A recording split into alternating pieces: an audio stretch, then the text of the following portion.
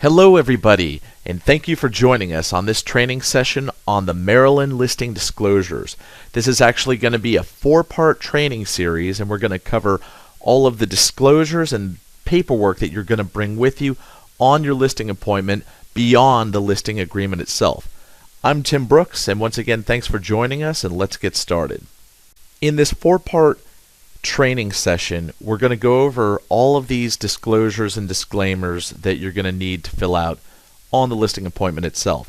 Some of them will actually just be a part of the listing agreement itself, and others will be uploaded into the MLS system as disclosures to potential buyers and the other agent to be signed and filled out and submitted and sent back to you with the offer itself. Now we're going to go over what those are, which one is which, and some of them will be included in every single listing that you go on, and others will be situational, such as lead-based paint, homeowners association, etc. So we're going to cover the various scenarios and which goes to which.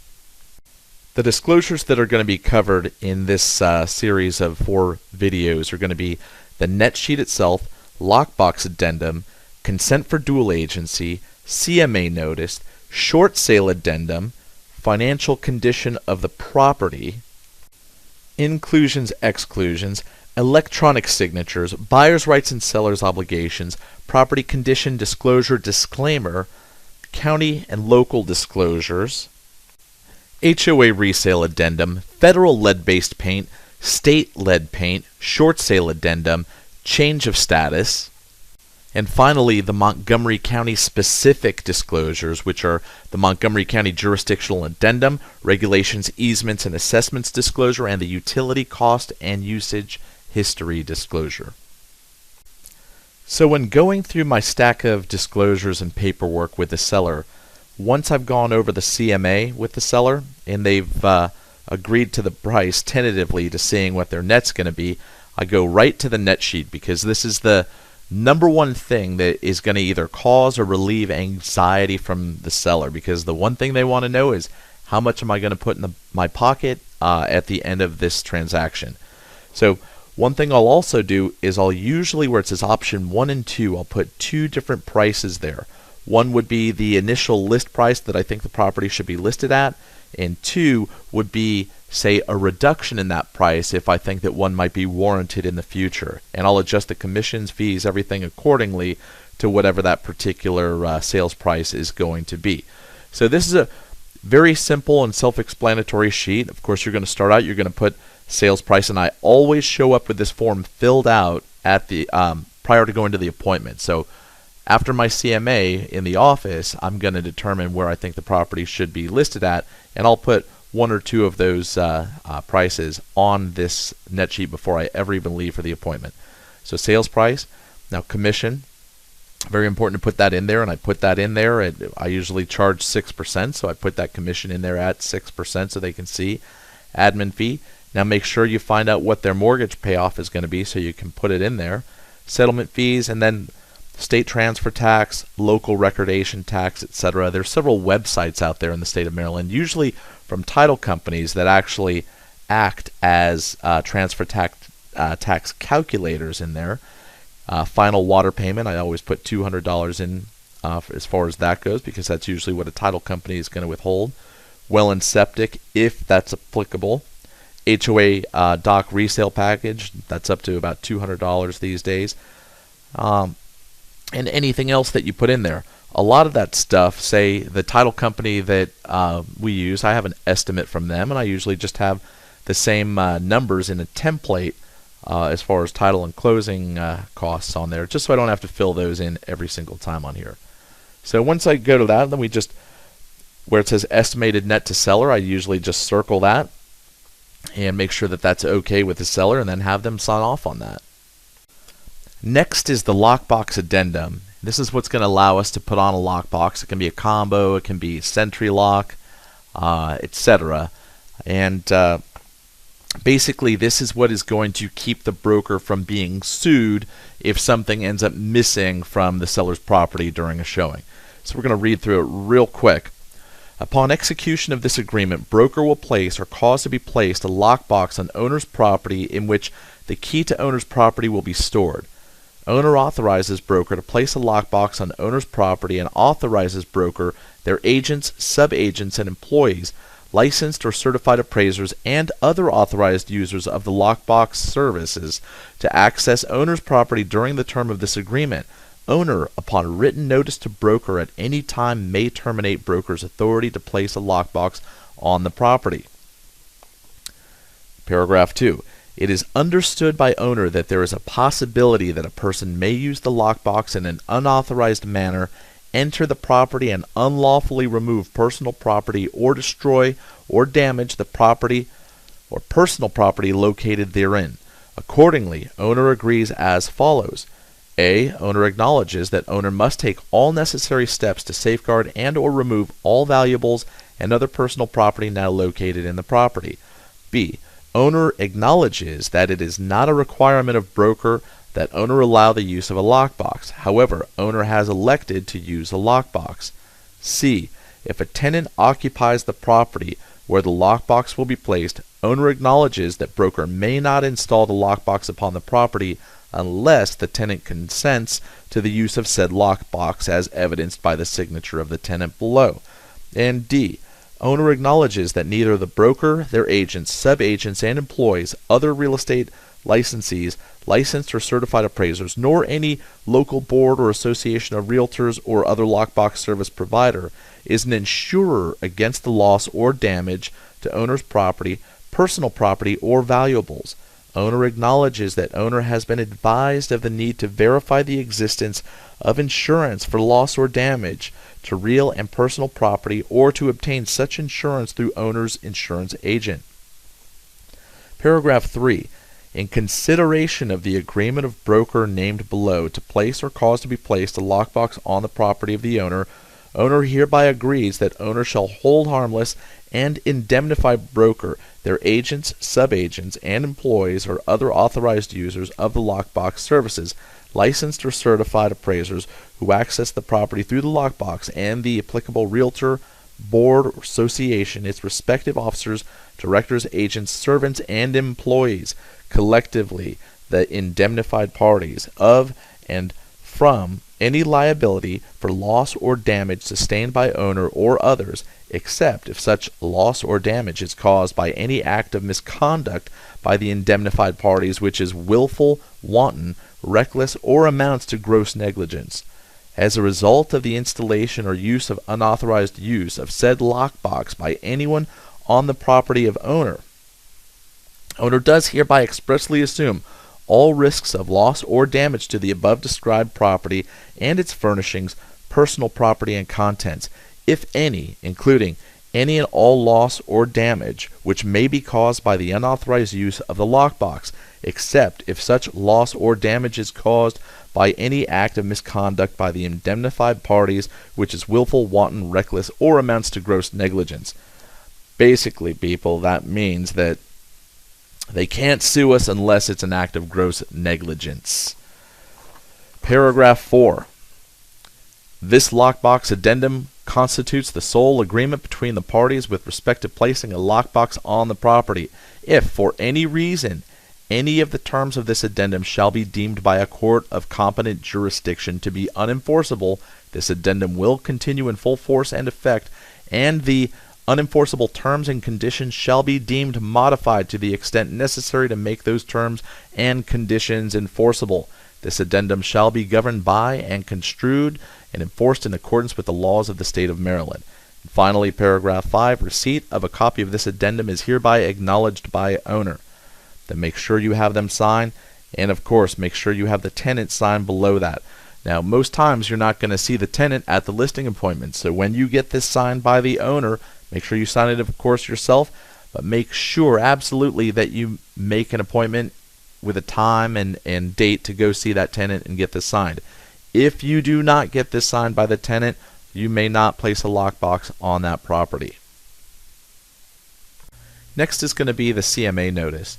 And this one basically is going to let them know that you're not a licensed appraiser, that you don't have ownership interest in any of the comps that were used, and that you are the one, in fact, who did prepare the property, and that you have experience, because we're dealing with the valuation on people's properties. It's important that we disclose to them exactly what your status is and your experience level, etc. So we're going to read through it really quick.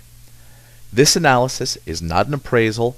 It is intended only for the purpose of assisting buyers or sellers or prospective buyers or sellers in deciding the listing, offering, or sale price of the real property.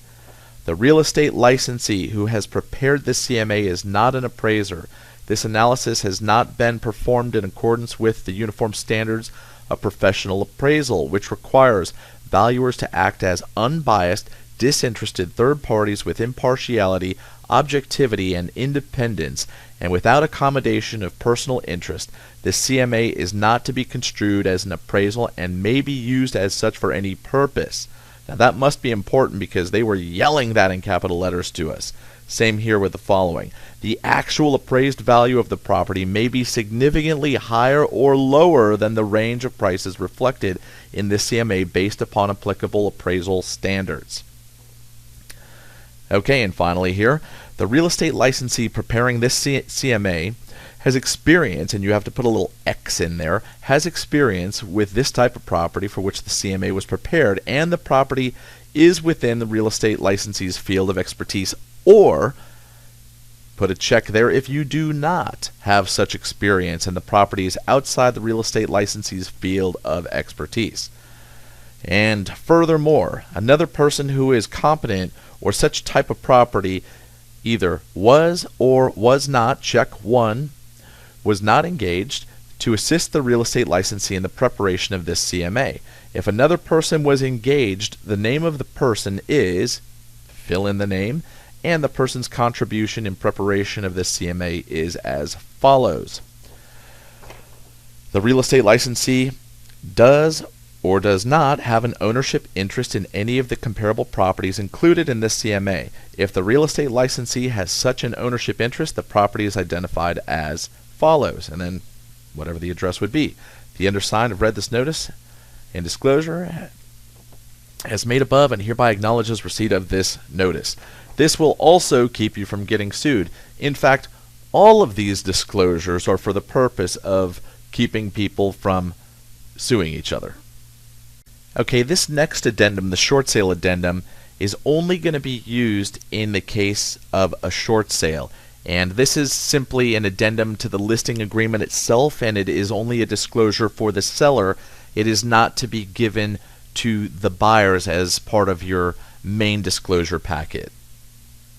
The short sale addendum is important because there can be significant impact on the credit of the seller. There can be a deficiency judgment by the bank for any difference between what they owed and what the bank is actually going to settle for. There's also an impact on their credit score. It'll show on their credit that they settled for less than the full amount. And also there is a risk of the IRS issuing a 1099 for the balance of what they owed versus what they settled for. So it's very important that if it's a short sale that they sign this as part of the listing agreement, so they can never come back and say they did not understand some of these ramifications. We're going to read through this real quickly. Paragraph 1, short sale defined. A short sale occurs when the seller's net proceeds of sale are insufficient to pay off the liens on the property, and the seller is unable to bring sufficient funds to settlement to satisfy the holders of the liens, creditors. As such, seller must receive approval from creditors to accept seller's net proceeds of sale in exchange for releasing the liens. Paragraph 2. Short sale considerations. A. Credit and tax considerations. A short sale may adversely affect the seller's credit score. If creditors agree to a short sale, the debt may not be forgiven entirely, which requires the seller to pay the difference as a personal obligation. If the lien is insured by FHA or guaranteed by VA, seller may be required to pay the difference. A short sale in which a portion of the debt is forgiven may be considered a relief of debt and may be treated as income for tax purposes. Seller is advised to consult independent legal counsel and a professional tax advisor prior to entering into a contract that may result in a short sale. B. Options. Seller acknowledges that there may be options other than a short sale, such as a loan modification, revised repayment plan, refinance, or entry into a lender's loan mitigation program. Seller is advised to explore all available options with creditors. Paragraph 3. Seller acknowledgement. Seller acknowledges that a sale of this property may result in a short sale. Seller agrees to cooperate with broker and creditors to obtain information regarding the amount owed on the property. Seller shall complete all necessary authorization and release forms required by creditors. 4. Approval process. Obtaining approval of creditors for a short sale involves documentation similar to that required for the original loan application. The seller must generally establish that the seller is financially incapable of paying the creditors. The seller agrees to promptly submit to creditors all requested documentation, including but not limited to W-2 forms, bank statements, tax returns, hardship letters stating the reason the creditor should consider granting a short sale, and other requested financial documents disclosing income, assets, and debt. The seller acknowledges that creditors' approval of a short sale may take weeks or months to obtain, if approved at all. Broker has no control over creditors' decisions. 5. Authority to disclose existence of short sale. Seller is advised that prospective buyers, brokers, and agents are entitled to be advised that this property is or may be a short sale and is subject to third-party approval. Seller hereby authorizes broker to include the disclosure of this information in the multiple listing service, any advertising, as well as any contract of sale. And finally, disclaimer. Seller acknowledges that broker cannot provide legal, tax, or financial advice. Broker may facilitate the transaction through communication with creditors. However, broker will not negotiate the terms and conditions of the short sale on behalf of the seller. Seller or seller's legal/financial representative is solely responsible for negotiating the payoff of debts. Seller agrees to hold harmless broker, its officers, agents, and employees from any liability that may arise from broker's facilitation of this transaction. And then have them sign and date. All right, now we have the financial condition of property disclosure. I usually only use this disclosure as part of my listing agreement if it's a short sale or if they're behind on the mortgage, and that it could be considered a material fact, which means, let's say the buyer would have made a different decision had this fact been disclosed to them. All right, so this basically just says if there are any liens on the property, if there's a second lien, and if so, how much, which bank actually secures the property, and under that, E, F, G, H, and I basically say that there is no liens, that the property isn't late, etc. And then when we get to J, it says if any of those above statements are incorrect or untrue, owner will provide additional information below. And that's where I have them state in there if they're delinquent, and if so, by how much and which lien, and then have them sign that below. That way, it is a material fact that is disclosed. And I do include this with my disclosure packet if there is a delinquency. That way everything is disclosed to any potential buyers.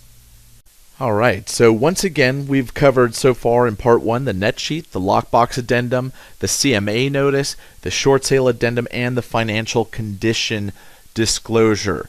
So join us in Part 2 where we're going to go over the next batch of disclosures that actually get uploaded into the MLS system and sent to the buyer. Again, this is Tim Brooks, and I look forward to our next training. Thank you.